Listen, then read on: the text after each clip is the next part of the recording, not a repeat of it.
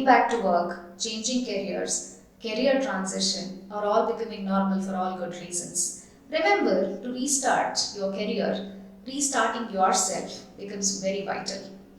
Resetting yourself, refocus, and readjust forms the full cycle of restart. Why did I say that? Some of the salient aspects that we will have to keep it in mind is the first one being make a return to work plan, which means why are you getting back to work and what is the objective behind it. Second is mentally get prepared to get back to work because this is going to change other parts of your life and you will have to make adequate arrangements for it. Third being have different options as a part of your plan. Fourth being critically review yourself as what were your strengths before, what are your current strengths, and what is the gap that you will have to fill.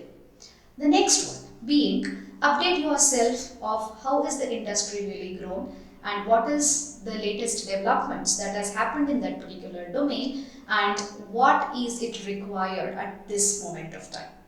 Next one being after identifying the gaps, unlearn, learn and relearn along with practice. I think this is something which is very tough and this takes a lot of time of yours.